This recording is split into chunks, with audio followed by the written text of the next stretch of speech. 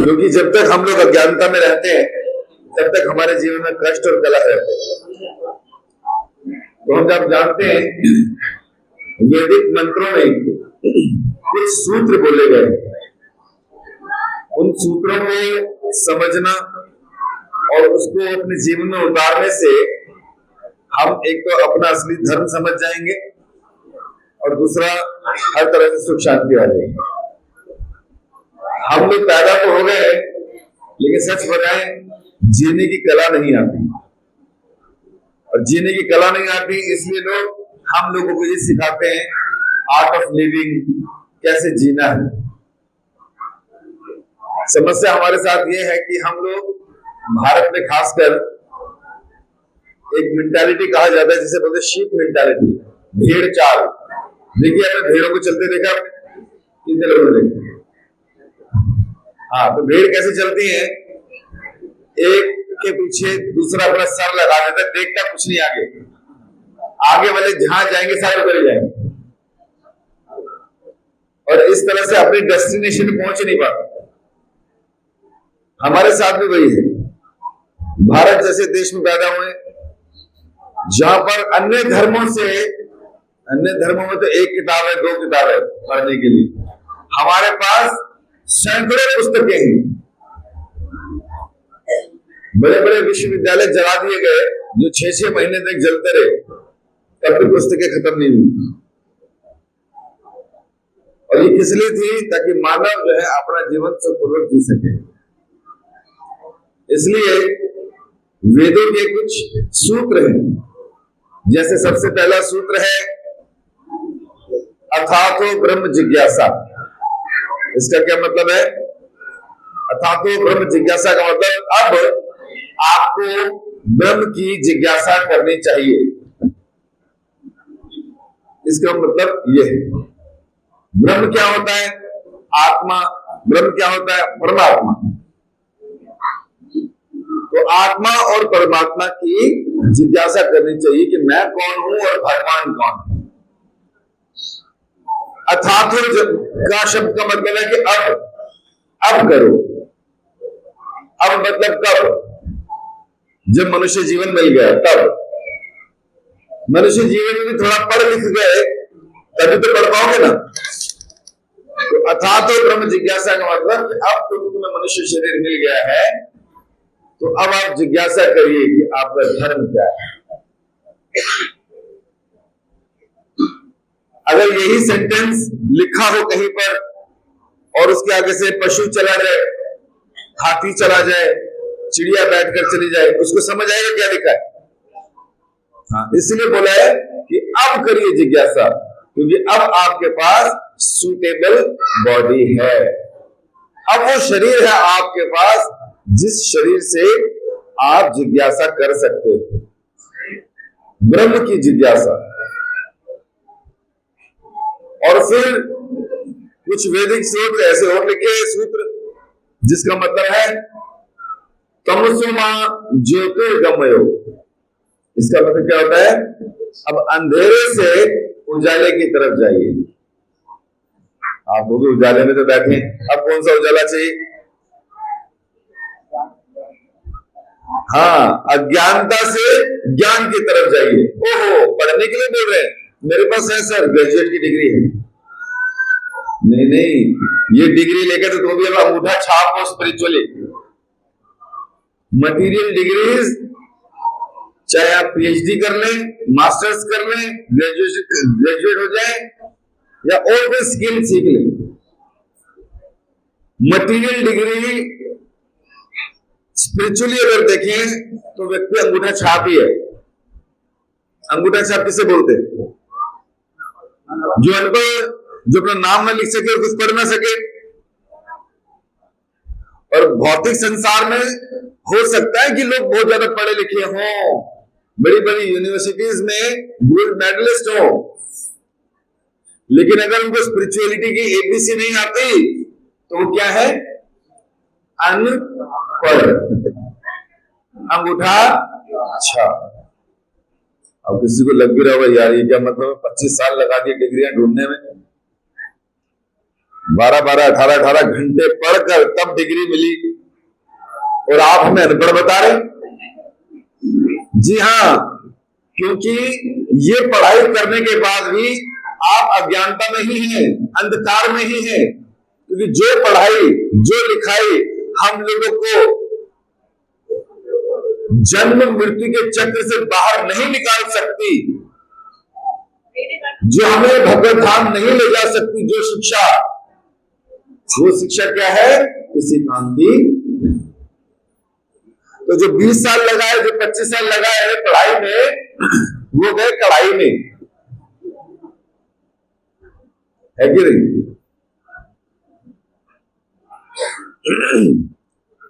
तो इसका मतलब क्या हुआ? पढ़ लिख कर भी अगर हम लोगों को संसार से बाहर निकलने का रास्ता नहीं पता चला, तो शास्त्र कहते हैं श्रम एवं ही केवलम। श्रम का मतलब क्या होता है? श्रम से श्रमिक बनता है, मतलब काम करने वाला मजदूर। आपकी मजदूरी बेकार गई, आपने जो कुछ किया इस संसार में वो सब बेकार हो गया, क्योंकि आपको मेन काम करना ही नहीं आया। समझ पा रहे बात को? इसलिए शास्त्र कह रहे तमसोमा ज्योतिर्गमय, अंधकार से अब प्रकाश की ओर जाओ। अंधकार का मतलब अज्ञानता। अज्ञान का मतलब किसी व्यक्ति को ये ना पता होना कि मैं कौन हूं, किसी व्यक्ति को ये ना पता होना कि भगवान कौन है, किसी को ये ना पता होना कि कर्म क्या होते हैं, प्रकृति कैसे काम करती है, और काल कैसे हमको क्षय कर रहा है। तो इन 5 तत्वों का ज्ञान ना होना, यह अज्ञानता है। तो 20 साल लगा के पढ़ने के बाद किसी को कोई आके बोलता है आज मुझे पता चल गया मैं कौन हूं, भगवान कौन है, किसने ये क्रिएशन की है, कोई बोलता है? घर में पढ़ाई करके बच्चा आता है जब डिग्री लेकर, बोलता है ये? तो इसका मतलब क्या है? वो अब भी अज्ञानी ही है। कितना बड़ा कंफ्यूजन है। फिर दूसरा एक और वाक्य मिलता है, उसमें कहते हैं मृत्यु मां अमृत गमयो, मृत्यु से अमृत की तरफ जाओ। ये वैदिक वेदांत का सूत्र है कि हम लोग बार बार मरते हैं कि नहीं? जो क्षण चला गया,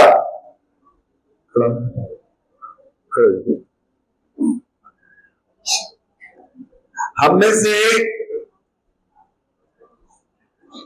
कुछ लोग ऐसे थे, कभी इतने इस उम्र के थे?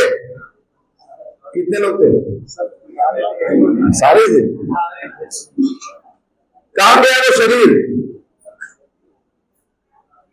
कहां गया? इस उम्र के भी रहे थे, वो शरीर कहां गया? वो शरीर मर गया, अब दोबारा नहीं आएगा। समझ आ रहा है क्या समझा रहा हूं?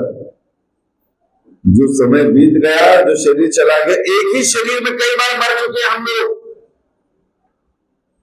जब गोदी में थे वो शरीर खत्म, इतने थे वो खत्म, उससे बड़े हुए वो भी खत्म, अब नहीं आएगा वापस। तो एक ही जीवन में हम कई बार मर चुके हैं, और एक दिन क्या होगा, जैसे भगवान कृष्ण गीता में बोलते हैं,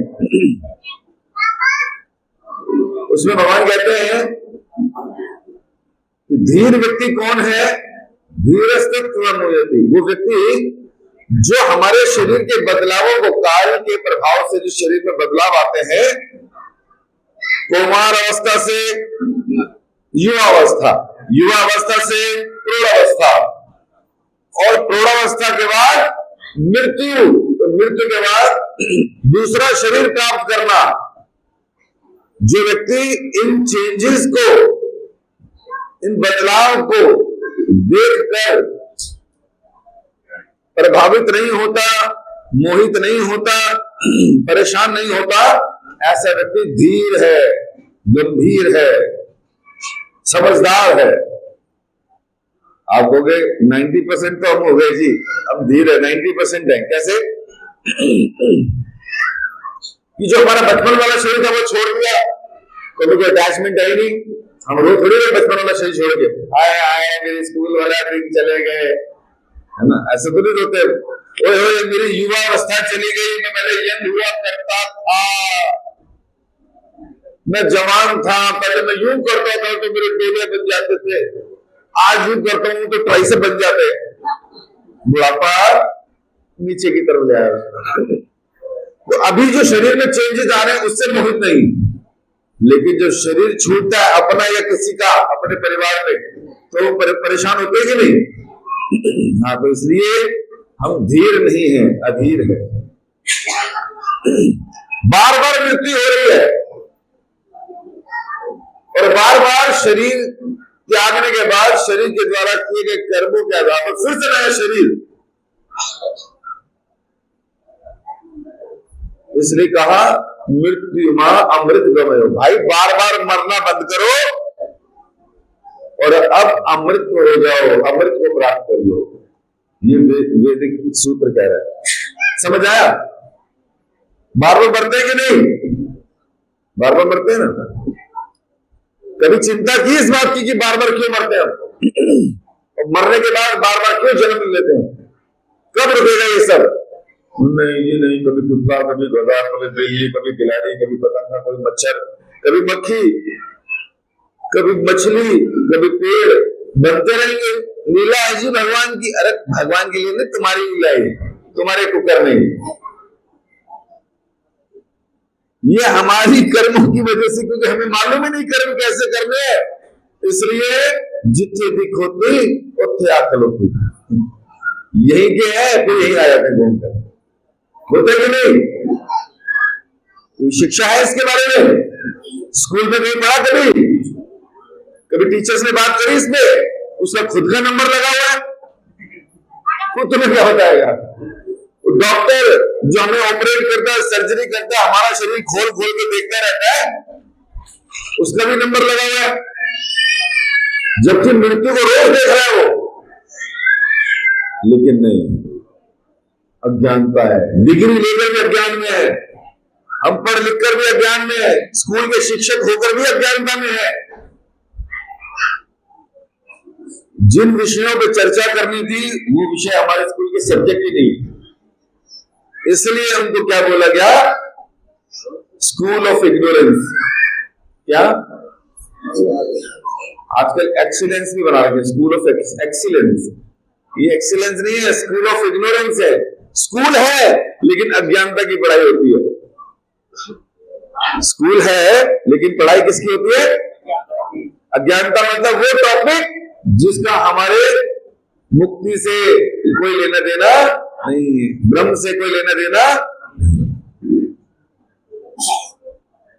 बताइए कितना बड़ा धोखा हो गया हमारे साथ।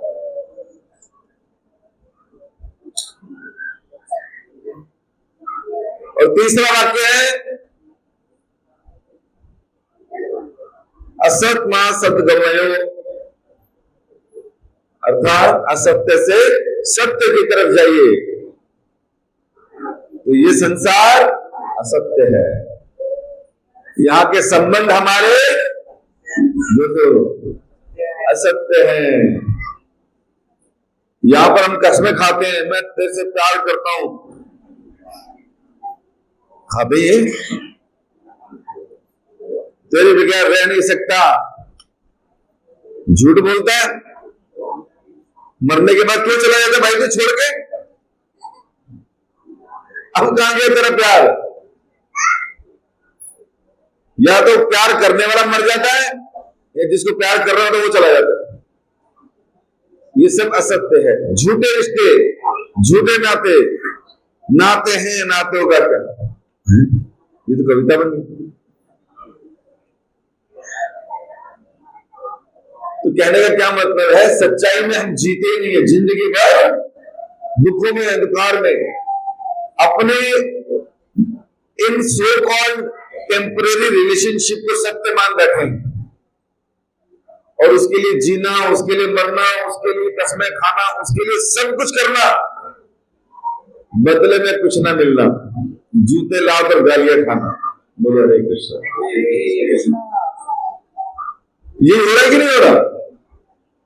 आज भी कोई मेरे पास आया, एक माता जी थी, अभी फाइनल मैसेज देखा उसका, कहते बच्चे मेरे 9th 10th में बहुत अच्छा पढ़ते थे, अचानक उनके जीवन में एक असुर आ गया और उसकी वजह से उनका जीवन खराब हो गया, बच्चा फेल हो गया, भविष्य खराब हो गया, घर में इतनी लक्ष्मी नहीं है, पैसे नहीं है, सरवाइव करना मुश्किल हो रहा है। मैंने कहा कौन है वो असुर? वो है मोबाइल फोन। कहते बच्चों ने जबरदस्ती रो पीट के मोबाइल फोन ले लिया, अभी वो पढ़ाई करना बंद कर दिए, क्या करते हैं सुबह शाम गेम्स खेलते हैं, सारा का सारा डिस्ट्रैक्शन हो गया। 7th 8th के बाद गर्लफ्रेंड बॉयफ्रेंड सिस्टम खेलते हैं और हमें लगता है मैं खून पसीने से कमा के अपने बच्चों को हर वो सहूलियत दूंगा जो मैं नहीं इस्तेमाल कर पाया।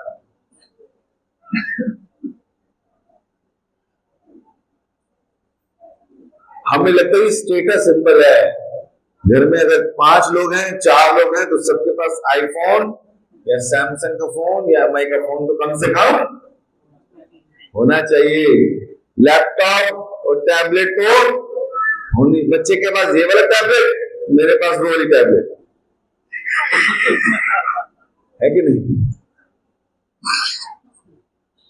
और फिर करियर छोड़कर वो डिस्ट्रैक्टेड हो गया उल्टे सीधे कामों में, और मां का रो रो के बुला हाथ।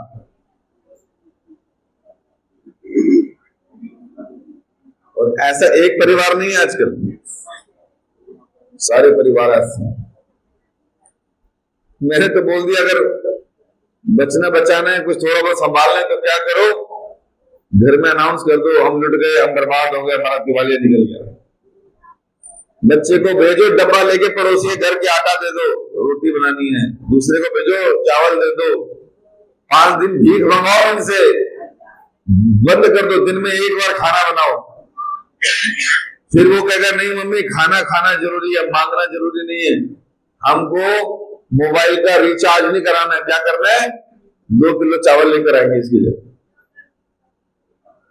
तब जिम्मेवारी आएगी जब देखेगा ना भूखे नंगे हो गए, आत्महत्या करने का सोच रहे हैं, ये हमने लतें लगाएंगे ये सोच करके एंजॉय करेगा, हम ही उसके हाथ में बंदर के हाथ में तलवार पकड़ा रहे, ले अपने को मार या हमें मार। और हमें लगता है कि नहीं हम बढ़िया जिंदगी जी रहे, ऑपरेंट जिंदगी जी रहे। सहूलियतें इस प्रकार देना बिना संस्कार के व्यक्ति का नुकसान करते, नरकगामी बनते हैं लोग, क्योंकि लोग पैसे आते ही उसको पाप कर्मों में लगाते। इसका मतलब क्या है, हम ही लोग उसके पाप के नरकों के दरवाजे खोल रहे हैं कि ले बेटा खा कमा ऐश कर, है कि नहीं? तो समझदारी दिखानी चाहिए। तो क्या करे क्या ना करे कुछ समझ नहीं आ रहा। क्या रहे सत्मा असत्मा सत्गमयो, ये झूठा जीवन छोड़ो, झूठे रिलेशनशिप के पीछे जीवन मत खराब करो, ये सब असत्य है, सत्य तो एक ही है और वो है कृष्ण। ऐसे भगवान ने बोला, हम नहीं बोल रहे। कृष्ण कहते हैं मतः परतरम न अन्य किंचित अस्ति धनंजय। हे धनंजय, किंचित मात्र भी मुझसे बड़ा सत्य कोई नहीं है। और अगर हम लोग अपना धर्म समझ जाएं तो हमारा जीवन में खुशहाली और सुख आ सकता है, आएगा ही आएगा, कोई कंफ्यूजन नहीं है इसमें। जैसे पानी का धर्म होता है लिक्विडिटी, तरलता, ऊपर से हमेशा नीचे की तरफ बहता है ना पानी, कभी ऊपर की तरफ जाता है? अगर जाएगा तो फिर लौट के नीचे आ जाएगा। पानी का धर्म क्या है? तरलता। चीनी का धर्म मिठास। कभी ऐसा तो चीनी खाई और कड़वी लगी? नहीं, हमेशा उसका धर्म है मिठास देना। आज मॉर्निंग में मैं किसी को बता रहा था, जब अप्रैल फूल आता था तो हम क्या करते थे, मिश्री लेते थे, साथ में सौंफ डाल लेते थे और वो लेफ्ट जेब में एक कागज के अंदर डालकर जेब में रख लेते थे 1 अप्रैल को। और दूसरा क्या करते थे, फिटकरी तोड़ते थे, उसमें सौंफ डाल लेते थे, वो पैकेट राइट जेब में रख लेते थे। जब वो यार दोस्त मिलते थे तो उनके सामने उल्टे हाथ से निकालकर मिश्री और सौंफ खाते थे। वो कहते यार भाई हमें नहीं खिलाएगा, हम कहे खिलाएंगे ना। तो सीधे हाथ में जेब में डालते थे यार फिटकरी और सौंफ, उसको खिलाते थे। ले भाई, वो कहता अन्ना ये क्या खिला दिया, थू थू थू। फिर बोलते थे अप्रैल फूल। कहने का मतलब है कि मिश्री का धर्म क्या है? हाँ, तो वो मिठाई देगा, कुछ और चीज होगी जो कर देगी। और फिर अग्नि का धर्म क्या है? हाँ, अग्नि का धर्म है जलाना, ऊष्मा देना, हीट। वो अपना धर्म नहीं छोड़ती कि छोटा बच्चा है चलो उसको छोड़ दिया, बड़े समझदार को मैं आग लगाऊंगी। नहीं, छोटा हो बड़ा हो, स्त्री हो पुरुष हो, धनी हो निर्धन हो, मोटा हो पतला हो, सबको बराबर जलाती है, उसका धर्म है। तो जिस तरह इन सब का धर्म उनसे अलग नहीं किया जा सकता, मिठास को चीनी से, तरलता को पानी से, उसी तरह हम सब ये शरीर नहीं है, हम शरीर के अंदर आत्मा है। हमारे पास सबसे बड़ी समस्या क्या, हमें समझ नहीं आ रहा करना किसके लिए, शरीर के लिए धर्म पालन करना है या आत्मा के लिए। जब तक हम अपने को शरीर मानते हैं, शरीर बन के काम करते हैं, तो जीवन का हर कलेश हमारा है, क्योंकि आपने असत्य को सत्य मान लिया। शरीर तो टेम्परेरी है, नाशवान है, टेम्परेरी रिलेशनशिप है हमारी संसार में। अगर आपने तो सत्य मान लिया कि नहीं यही सब कुछ है, तो दुख होगा कि नहीं? क्योंकि एक न एक दिन आपको या दूसरे को जाना है। तो हमारे जीवन की शुरुआत असत्य से होती है। माता के गर्भ में जब शिशु होता है तो बताते कुछ विशेष आत्माओं को 7वें महीने में माता के गर्भ में पिछले 100 साल, पिछले 100 जीवन याद आ जाते हैं कि मैं कहां कहां कौन कौन सी योनि में भटक कर आया हूं।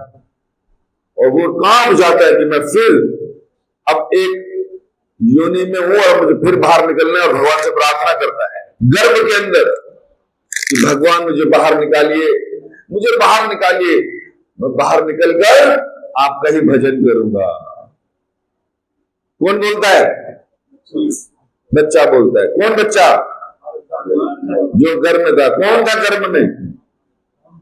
भाई हम सब गर्भ में थे, वो बच्चा हमें रिप्रेजेंट कर रहा है। वो जो बच्चा बोल रहा है वो हमारी स्थिति है, और उसने कहा कि अब बाहर निकल के क्या करूंगा? आपका भजन करूंगा। जो बाहर निकलता है तो हम सब लोग उसको अंधकार में डाल देते हैं। एक गैंग है, गैंग, डाकुओं का गैंग, जिसमें एक मां है जो सरदार है गैंग का, एक बाप है वो भी सरगना है, फिर उस गैंग में चाचा है, चाची है, ताया है, ताई है, ताऊ है, फूफा है, फूफी है, भाई है, बहन है, इतने सारे लोग गैंग में उसको याद दिलाते हैं कि मैं तेरा रिश्तेदार हूं, तू हमारा रिश्तेदार है, तेरा यही नाम है, खबरदार तूने मां के पेट की बात याद की तो खबरदार हमें याद कर। भेजो इसको स्कूल में जहां से कभी ये किसी और को याद ही ना कर पाए, भगवान को याद ना कर पाए, भेजो स्कूल में। स्कूल में भगवान याद कराते हैं। आती teacher, oh my children, today we are going to talk about Krishna Krishna है जो फ्लूट, ऐसे बोलते हैं। वो कहेगी तुम्हारा असली किरदार, असली रोल मॉडल न्यूटन है, आइंस्टाइन है, हॉकिंस है, वो सब याद दिलाएंगे। तो असत्य का भाषण होगा, असत्य रिलेशनशिप होगी और हमें अंधकार में रखा जाएगा। कोई याद नहीं दिलाएगा। कोई दिलाता यार? तो जब यही याद नहीं आता मैं कौन हूं, धर्म क्या करूंगा, मैं तो उल्टे काम करूंगा। सबने बुला दिया, मुझे बुलाया कि नहीं? मैं झूठ बोल रहा हूं?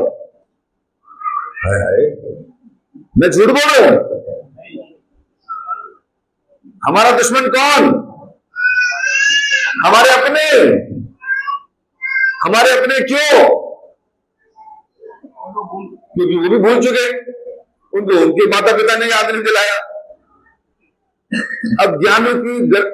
अज्ञानी की परंपरा चल रही है। दादा को नहीं पता था, पिताजी को भी नहीं पता, मुझे भी नहीं पता, मेरे बच्चों को भी नहीं पता। इसलिए हम दुखी और परेशान रहते हैं जीवन भर नकली रिलेशनशिप में। हम ये नहीं करें माँ बाप छोड़ दो, चाचा चाची ताए सारा गैंग छोड़ दो, नहीं।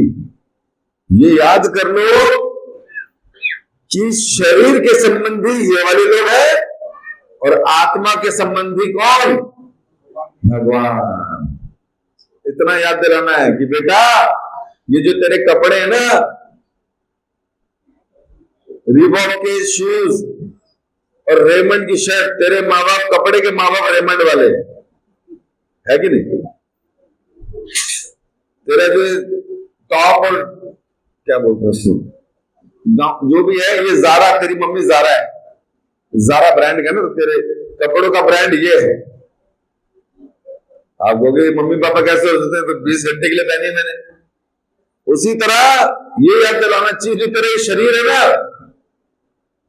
ये जो 50-60 साल के लिए पहना है आत्मा के ऊपर, इसके माँ बाप हम है कि नहीं? गलत तो नहीं बोलते? शरीर के माँ बाप कौन? वो माता पिता जिनके संयोग से हम आए। शरीर किसको मिलता है? आत्मा को। तो बताओ उसको, तेरे जो अंदर आत्मा है उसके बेटा जो परमानेंट है वो है भगवान कृष्ण। अरे सच्चाई समझाओ ना उसको, क्यों झूठ बोलते से बाहर उल्टा सीधा बता रखा है? सत्य से अवगत कराओ उसको। आपको लगेगा है फिल्मों में होता था ना, जैसे एक बच्चा किसी माँ बाप भूल जाए, उस बच्चे को भी दूसरी माँ पालती थी, और दूसरी माँ पालती थी। जब बच्चा बड़ा हो जाता था, एक दिन उसके असली माँ बाप सामने आ जाते थे, तो माँ को डर लगता था, हाँ अगर इसको पता चल गया कि इसके असली माँ बाप ये हैं तो ये वहां चला जाएगा, हाय। तो माँ बताती नहीं थी, प्यार होता था ना। वो हमारे साथ लगता है ये। अगर हमने अपने बच्चों को बता दिया कि तुम्हारा असली बाप भगवान है, तो कोई मुझे छोड़ के ना चला जाए। ये होता है, डरते कि नहीं? इसलिए अगर घर से कोई भक्ति करने निकलता है और अपने असली बाप की तरफ थोड़ा ज्यादा इंटरेस्टेड हो जाता है, हम सब इनसिक्योर हो जाते हैं, हाय हाय हाय ये चला गया, ये चली गई, ये तो गई। बोला कि नहीं?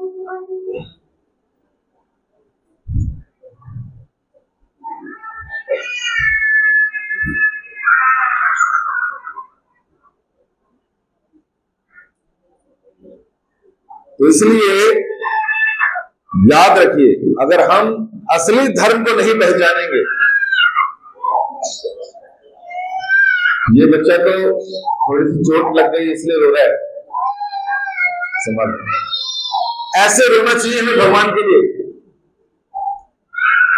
समझ पा रहे हैं? ये है हमारे असली पिता माता। बोलो जगन्नाथ बलदेव सुभद्रा महारानी की। तो जब तक हम लोगों को असली धर्म नहीं पता चलेगा आत्मा का, तब तक हम लोग संसार में नकली जीवन जीकर, नकली लोगों के बीच में रहकर, नकली रिलेशनशिप मेंटेन करते हुए केवल दुखी परेशान रहेंगे। बस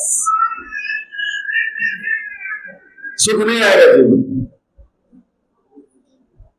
और एक चीज और, जब बच्चे को यह पता चल जाएगा ना कि मेरी माँ ने मुझे सत्य नहीं बताया इसलिए कि मैं इसको खो ना दूं, और सत्य अगर उसको बाद में पता चलेगा तो कहेगा ना, यार माँ बाप तुमने क्या कर दिया है, अपने चक्कर में मुझे लटका दिया। मैं कहां जा रहा हूं, तुम्हारे माँ बाप भी तो वही है, तो पूरा परिवार समेत भक्ति करो ना, करना चाहिए नहीं। तो हमारा, हम जीवों का एक ही धर्म है, और वो क्या है, जैसे हमने बताया पानी का तरलता, चीनी का मिठास, वैसे आत्मा का धर्म है भगवान की प्रेममयी सेवा। क्या है? भगवान की प्रेममयी सेवा, यह आत्मा का धर्म है। और जब आत्मा के ऊपर शरीर आ जाता है कुछ समय के लिए, तो हम क्या करते हैं, उस शरीर को ही मान लेते हैं कि यही मैं हूं, और फिर उस शरीर के आधार पर ही संसार के साथ संबंध रखते हैं, संसार में सबकी सेवा करते हैं, अपनी सेवा करते हैं, शरीर की सेवा करते हैं, और इस सेवा में कभी संतुष्टि नहीं मिलती। क्यों कर रहे हैं सेवा? क्योंकि अंदर आत्मा है, आत्मा का स्वरूप है सेवा करना। तो शरीर ऊपर आने से भी वो सेवा ही कर रहा है, लेकिन शरीर की यह संबंध नहीं। आप बताइए, इस संसार में किसी की भी सेवा करें, कितनी सेवा करें, कभी कुछ खुश होता है? आज तक कोई नहीं खुश हुआ। हर व्यक्ति को लगता है कि मैं बहुत सेवा कर रही हूं, मैं बहुत सेवा कर रहा हूं, उसके बाद भी कोई खुश नहीं हुआ। और बच्चे क्या बोलते हैं, तुमने हमारे लिए किया ही क्या?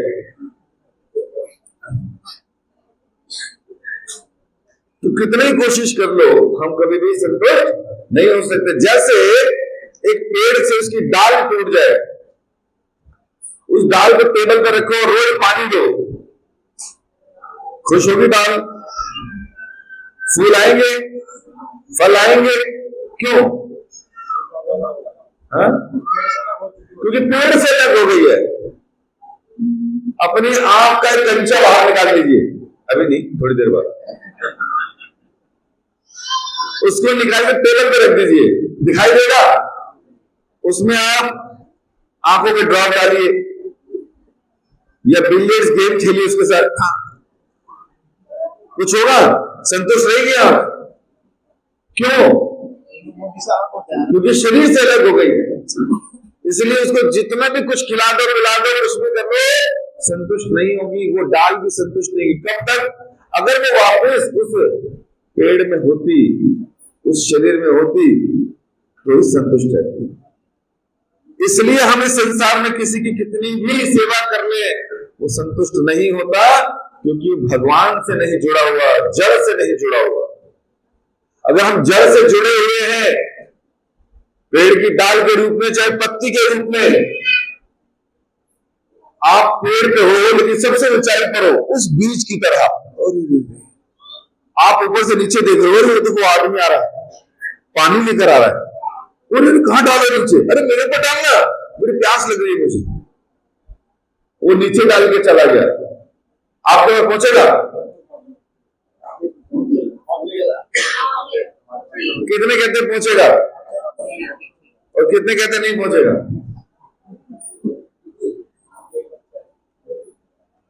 जड़ में पानी डालने से पेड़ की तने को, शाखा को, ब्रांच को, पत्ती को, फलों को, फूलों को, सबको पानी मिल जाता है, अलग से डालने की जरूरत,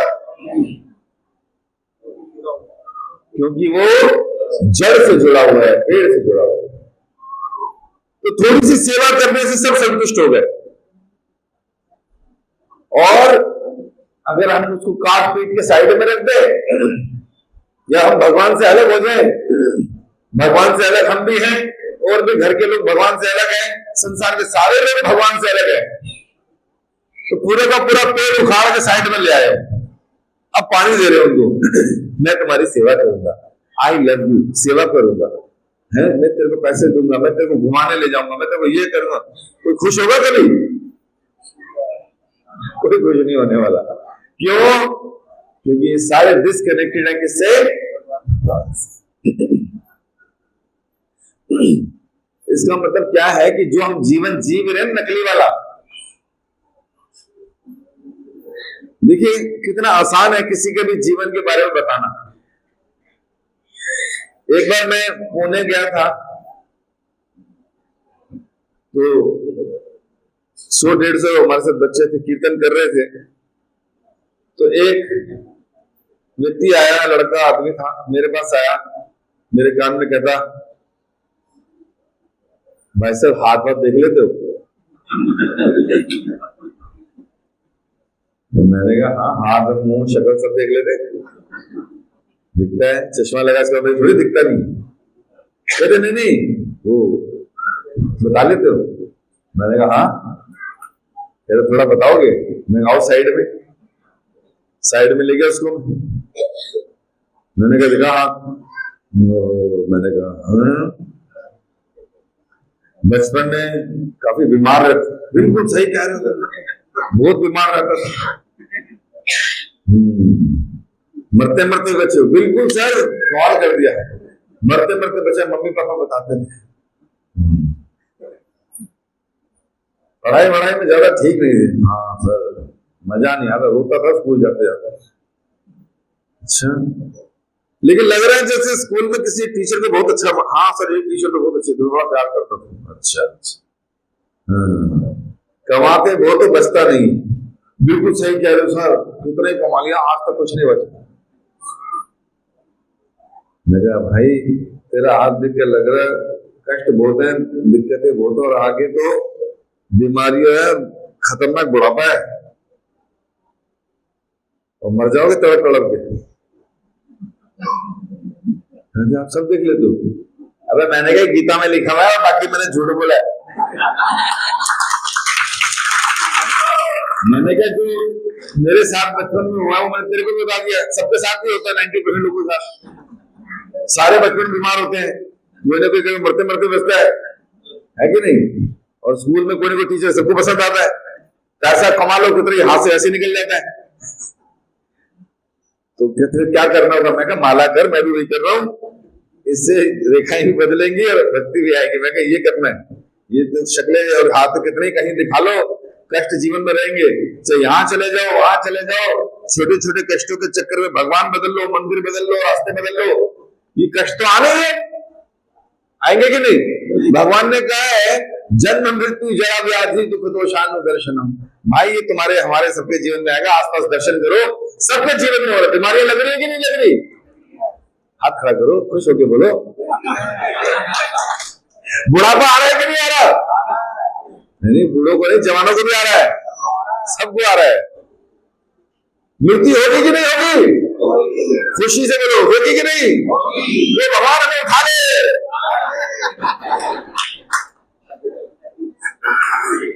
भगवान नहीं उठाते, भगवान केवल भक्तों को उठाते हैं। हम जैसे को तो यमराज उठाएंगे। तो इसलिए क्या बोलना चाहिए? कौन उठा ले? कौन उठाए? इतना सन्नाटा क्यों है भाई? कहने का मतलब क्या है कि धर्म को ठीक से समझना इज वेरी मोस्ट इंपॉर्टेंट। नहीं तो कितनी लाइफ जा चुकी है, कितनी बार निकल गए, इतनी बार आ चुके, हमारी जिम्मेवारी नहीं खत्म हुई। जिम्मेवारी नहीं खत्म हुई हमारे यहां, है कि नहीं? जब भी कोई बोले भक्ति कर लो, माला कर लो, क्या कहते हैं? ये करना है, वो करना है, चला जाएंगे आराम से।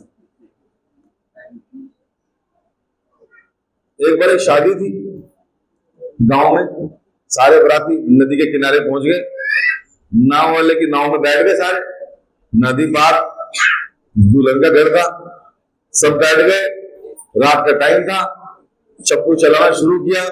2 घंटे से पैदल आए थे, नाच कूद के सब थके हुए थे, 2-4 लगा भी रखी थी, सब सो गए, वो चप्पू चलाता रहा। सुबह हो गई, पहुंचे कि नहीं पहुंचे? पहुंचे तो देखा तो वहीं खड़े जहां सुबह, जहां रात को शुरुआत हुई थी। कहते मैं यहीं पे, वो कहता यार वो लंगर निकालना भूल गया। चप्पू तो चला रहा था, सही दिशा में चला रहा था, लेकिन लंगर नहीं निकाला उसने, इसलिए चप्पू चलता रहा, लोग वहीं रहे, शादी कैंसिल, कोई और बैठ गया उधर। हमारे साथ भी ये होता है। एक बार नारद जी ने भगवान को कहा, भगवान ये सारा संसार तुमने बनाया है, और इस संसार के लोगों के कष्ट मुझसे तो नहीं देखे जाते, आप कैसे देख लोगे? कहते भाई मेरे से भी नहीं देखे जाते, मेरी तो संतानें हैं। तो कहते संतानें आपकी, तो बुला लो सबको वापस। नहीं, अच्छा प्रश्न है ना। कहते मैं तो चाहता हूं आ जाए, पर मैं जोर जबरदस्ती तो नहीं कर सकता ना किसी के गले पे चाकू रखो चल धाम चल, ऐसे थोड़ी हो सकता है। कहते धाम क्या, उनको बताओ तो आएंगे सारे। कहते तुम बता लो। कहते अगर मैं जिसको लेकर आऊंगा अपने धाम में बुला लोगे? हाँ, कितने पापी हो, कोई दिक्कत नहीं, कैसा भी हो, हाँ हाँ लेकर तो आओ, मैं भी यही चाहता हूँ सारे हैं। कहते भी जाता हूँ। नीचे गए तो देखे बुजुर्गों को देखा जिसकी मृत्यु होने लगी थी, वो भाई साहब वो ताश खेल रहे पार्कों में। बेगम मार रही। कहता भाई ये तो अभी भी इसी में लगा है, बादशाह बेगम गुलाम ने, ये तो जाएगा ही नहीं। कहता दूसरा देखता हूँ, वो कुत्ता और डंडी लेकर और साथ में बच्चा और एक डोलू लेकर चल रहा। कहता भाई अरे यार ये भी बड़ी घर की जिम्मेवारी है इसके ऊपर, तो ये भी नहीं आएगा, मना कर देगा तो मुश्किल हो जाएगी। मैं ऐसा केस लेके जाऊंगा भगवान के पास जो बढ़िया हो, मना ना करे। फिर देखा एक जवान की तरफ गया, वो क्रिकेट मैच खेल रहा था, मैं सचिन तेंदुलकर बनूंगा। ये तो भाई ये तो ऐसे नहीं आएगा। फिर गया किसके पास, जो देखा छोटा सा बच्चा 3 साल का, वो खेल रहा है। अरे ये बिल्कुल बढ़िया कैंडिडेट है, इसका ना लेना एक ना देना दो, इसमें ना कोई जिम्मेवारी कोई कलेश नहीं इसको। वे नारायण नारायण, छोटे से बच्चे कहते अरे कैलाश अंकल तुम मेरा नाम कैसे जानते हो? बेटा मैं नारद हूं। अच्छा। कहते बेटा तुम्हें खाने में क्या पसंद है? कहते बटर स्कॉच, आइसक्रीम और चॉकलेट। अच्छा और? कहते अच्छा मैं तुम्हें अगर ये सब दूं तो तुम क्या मेरे साथ चलोगे भगवान कृष्णा के पास गोलोक धाम में? फ्री में एंट्री है बेटा, वहां खूब चौक। कहते हैं? कहते हाँ। कहते फिर मैं चलूंगा आपके साथ। तो नारद ने खुश हो गए, कहते भैया पहले ही बंदा पकड़ा, एक ही बारे में क्रॉस। तो जैसे लिखने लगे बच्चे ने पीछे बोला नारद जी नारद जी। कहते क्या है? कहते वो हमारी जो यूकेजी की मैडम है ना, उसने होमवर्क दिया था, वो करके कल मैं मैडम को दिखा दूं। अभी नया नया एडमिशन हुआ है, अभी नहीं, आप थोड़े टाइम बाद आना, थोड़ा पढ़ लिख लूं फिर आओ। कहते ठीक है भाई। थोड़ा सा आगे गए नारद वापस आए तो इतना समय बीत गया, तो 5-7 साल बीत गए नीचे। तो कैलाश अब कैलाश बॉलिंग कर रहा। कहते कैलाश? कहते नारद जी आप? कहते चलो चलो, तुम्हें कहा था ना गोलोक धाम चलना है कृष्णा के पास, अब चलो सही टाइम है। कहते पिछले 2 घंटे से बॉलिंग कर रहा हूं, अब बैटिंग आने वाली है हमारी, आप भी बैठो देख कर जाना। 250 का टारगेट दिया इन्होंने।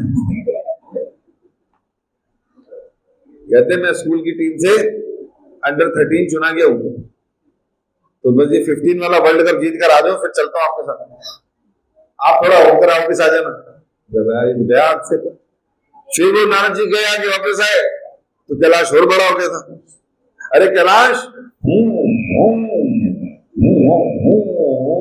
कहते कैलाश भैया पीछे बैठ गए उसके। अरे तुम्हें कहा था ना चलना है।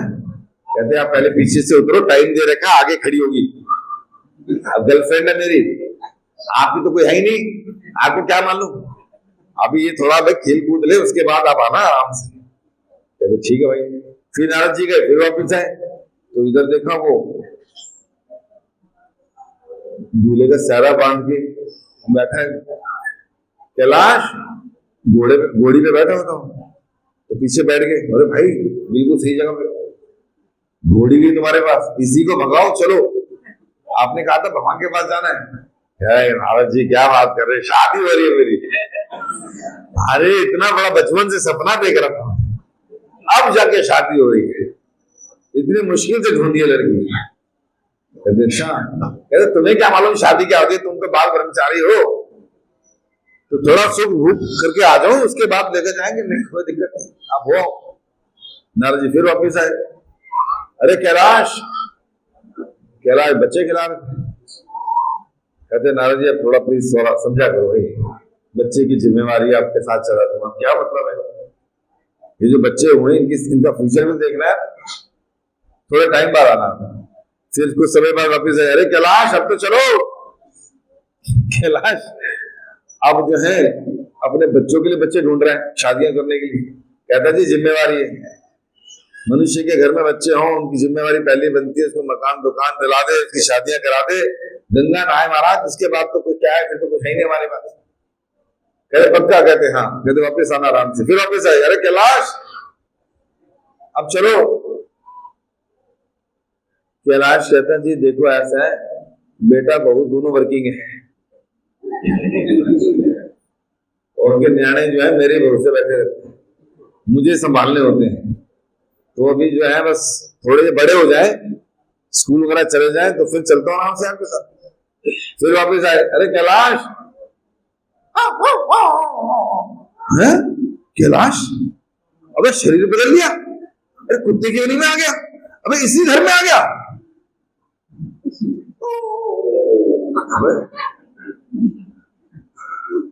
हे भगवान, देख तेरे पीछे 3 साल की उम्र से बड़ो इस संसार में फंसा हुआ है, कहां भगवत धाम होता तू? ये जिम्मेवारी वो जिम्मेवारी, ये देख लो वो कर लो, आगे ना से घर में कुत्ता बन गया। चल मैं अप्रोच लगाऊंगा तेरी, इसी शरीर में चल। क्या हो गया? अभी नहीं। कहता बोल।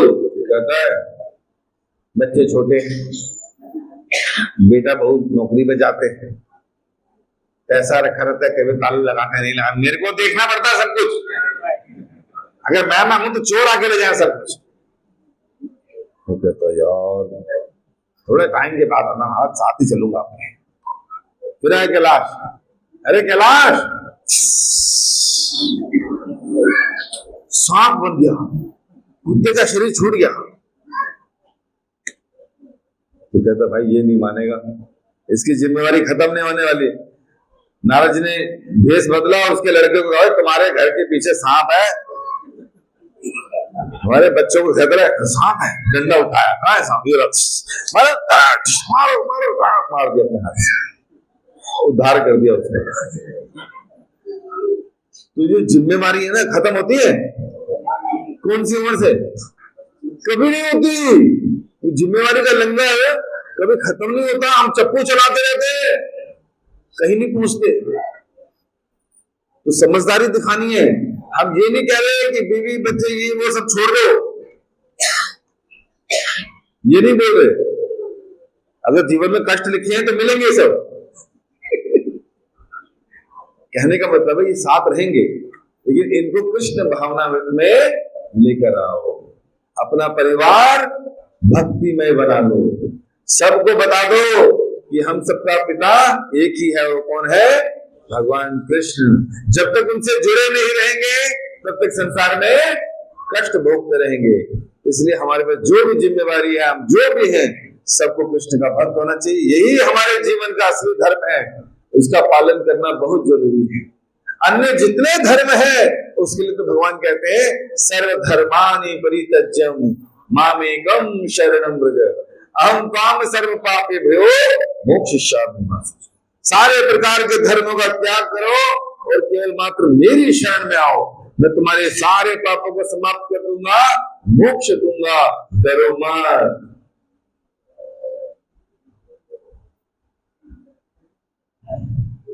तो इसलिए जीवन में ये समझना कि हमारा असली धर्म, हमारी आत्मा का धर्म है भगवान की सेवा। जीवेर स्वरूप है कृष्णेर नित्य दास। हम भगवान के दास थे, हैं, हमेशा रहेंगे। प्रॉब्लम क्या है? शरीर में आने के बाद हम इंद्रियों के दास हो जाते हैं, थे, हैं और रहेंगे। ये स्थिति होती है। इसलिए एक आदर्श माता पिता बनना चाहिए।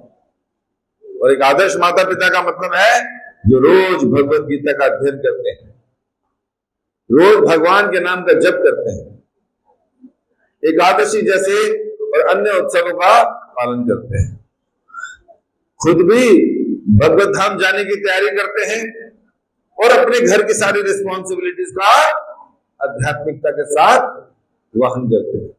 और बच्चों को भी यही संदेश देते हैं कि जन्म मृत्यु से बाहर निकलने का चारा केवल भगवान की भक्ति है। इसलिए पंचम स्कंद में कहा गया, गुरु न सस्यात् सजनो न सस्यात्, पिता न सस्यात् जननी न सस्यात्, देवं न सस्यात् पतिश्च न सस्यात्, नामोचेत समुपेत्य मृत्यु। कह रहे हैं किसी को माता पिता बनने का अधिकार नहीं है, गुरु बनने का, एम्प्लॉय बनने का अधिकार नहीं है, पति बनने का अधिकार नहीं है, अगर वो व्यक्ति अपने आश्रितों को जन्म और मृत्यु से बाहर नहीं निकाल सकता। नहीं बनना चाहिए माँ बाप। इसलिए अब माँ बाप बन चुके हैं, पति बन चुके हैं, गुरु बन चुके हैं, तो क्या करो, जितने भी हमारे आश्रित हैं उनको जीवन का लक्ष्य बताओ, शरीर और आत्मा का भेद बताओ, जारे देखो तारे कहो कृष्ण को, सबको उपदेश दो। क्या बताओ कि हमारे असली पिता कृष्ण हैं।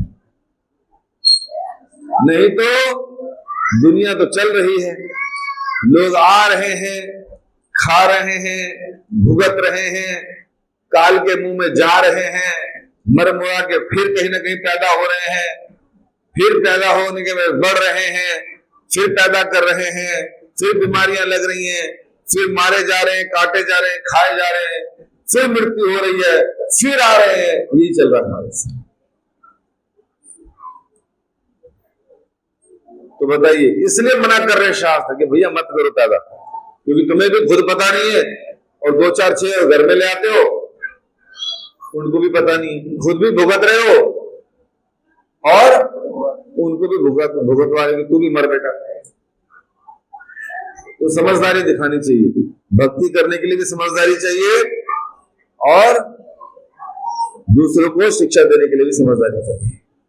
इसलिए हमारे जीवन की सबसे पहली और फॉरमोस्ट ड्यूटी है खुद कृष्ण का भक्त बनना, और दूसरी ड्यूटी है दूसरों को भी बताना। बस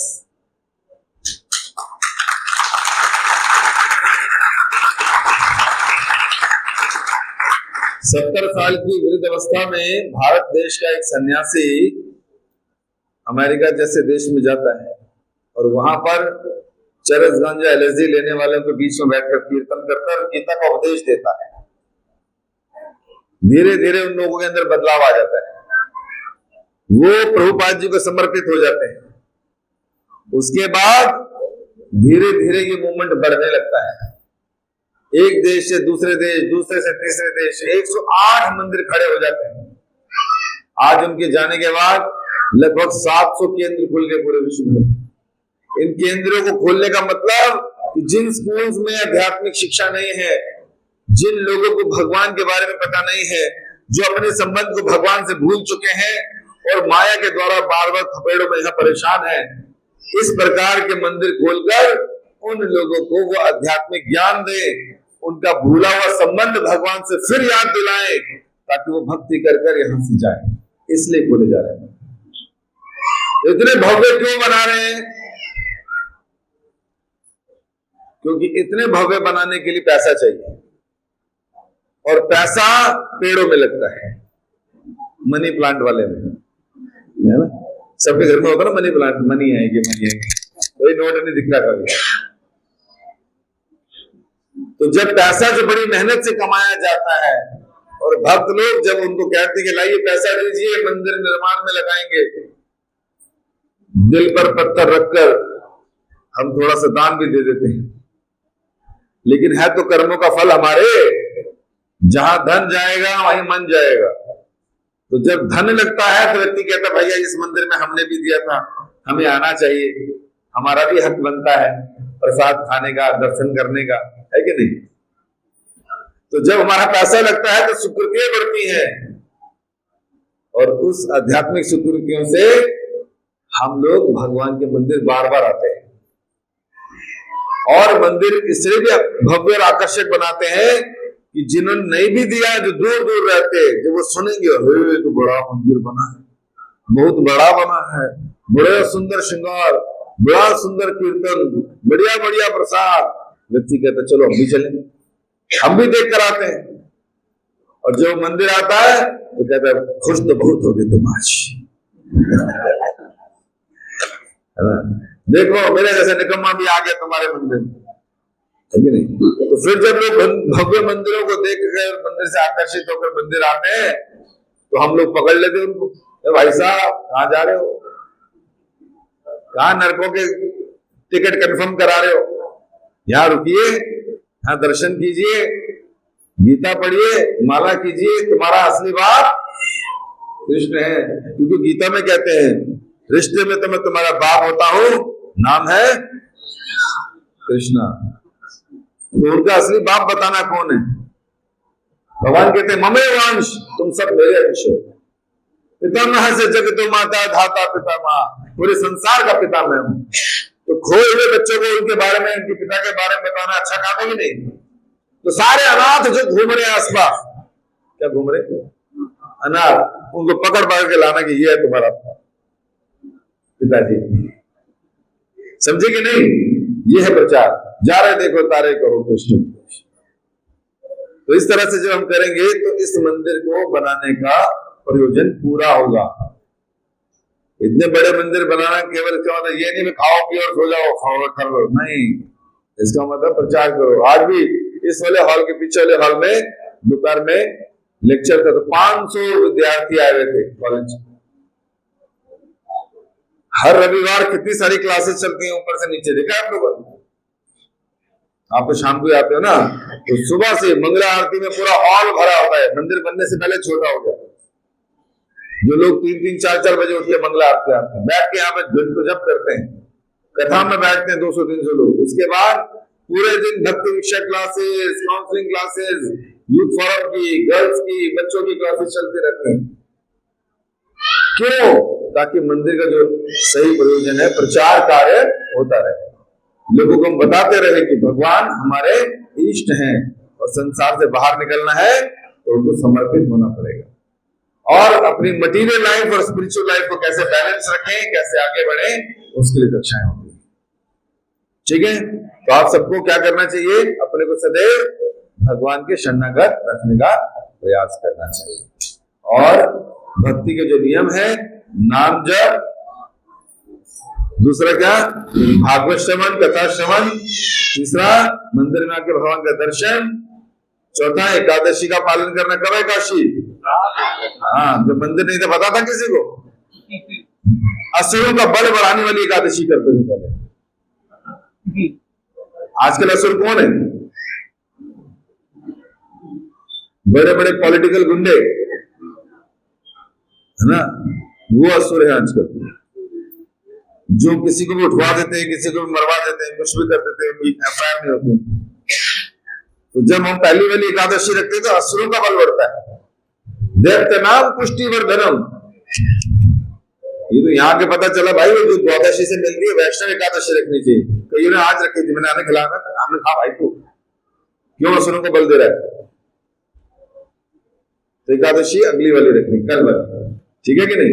तो इस तरह से जब इन सिद्धांतों का पालन करेंगे तो निश्चित रूप से हमारा भी उद्धार होगा। बोले हरे कृष्णा कृष्णा कृष्णा हरे हरे, हरे राम राम राम हरे हरे। श्रील प्रभुपाद की जय। किसी का प्रश्न है? बोलो। हरे कृष्णा प्रभु जी। प्रभु जी, I have a doubt.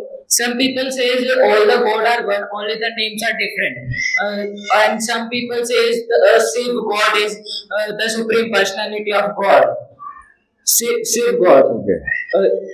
I know that Krishna is the supreme personality of God, but the reason behind it I don't know. ठीक है, तो ये प्रश्न कर रहे हैं कि कई लोग बोलते हैं कि कृष्ण परम भगवान है, कुछ लोग कहते हैं शिव परम भगवान है कि नहीं, और कुछ लोग कहते हैं सारे एक है, और कोई कहते हैं कि नहीं एक ही भगवान है। तो इसके लिए हमारे पास 1.5 2 घंटे की सेमिनार है। फिर भी हम शास्त्रों के आधार पर देखें, जो व्यास देव जी ने एक वेद को 4 वेदों में बदला, उसका कारण था कि समाज में जो लोग हैं वो 3 प्रकृति के, तामसिक, राजसिक और सात्विक। तो उनके लिए व्यास देव जी ने वेदों को अलग कर दिया, और जो पुराण है 18, उन 18 पुराणों को भी विभाजित कर दिया। तामसिक पुराण अलग, राजसिक अलग और सात्विक अलग। है ना, जैसे प्राइमरी, सेकेंडरी और हायर, उसका अलग अलग होता है सब्जेक्ट। तो तामसिक जो ग्रंथ हैं और तमोगुण जो है उसके अधिष्ठाता देव शिव है। कौन है? शिव। इसलिए जो तामसिक ग्रंथ पढ़ता है या तामसिक डीटीज को वर्शिप करता है तो शिव का अनुगामी बनता है, उसमें शिव को ही महान बताया गया, भगवान बताया गया, तो वो शिव से आकर्षित होता है अपनी कार्यों से, अपनी लीलाओं से। जो राजसिक है उसके तो ऐसे ब्रह्मा जी हैं और दुर्गा साक्षात उन ग्रंथों में प्रमुख बताई गई है, राजसिक ग्रंथों में। और जो सात्विक ग्रंथ है उसमें विष्णु को महान बताया गया। तो जो व्यक्ति जिस गुण में है वो अपने आप ही उस पर्टिकुलर गुण के अधिष्ठाता देव को मानने लगता है, इसलिए उसको वही परम रखते हैं। इसलिए हमेशा इनके झगड़े चलते रहते हैं। जो शिव के भक्त हैं वो शैवेत कहलाते हैं, जो शक्ति दुर्गा के भक्त शक्ति कहलाते हैं, शाक्ते, और जो भगवान विष्णु के भक्त वैष्णव कहलाते हैं। पहले तो इस प्रकार के लोग आपस में वाद विवाद कर कर वो कर लेते थे, लेकिन आजकल तो सोशल मीडिया है और सोशल मीडिया में कहीं कुछ बोल दिया तो उसमें तो हर तरह के लोग बैठे हैं, तो लोग परेशान हो गाली गलौज शुरू कर देते, अरे तुमने ऐसा क्यों बोल दिया, ऐसा क्यों बोल दिया। तो इसलिए कुछ लोग जो शिव को महान बताते, गलत नहीं, तामसिक ग्रंथों के अनुसार तमोगुण के लोगों के लिए शिव ही महान।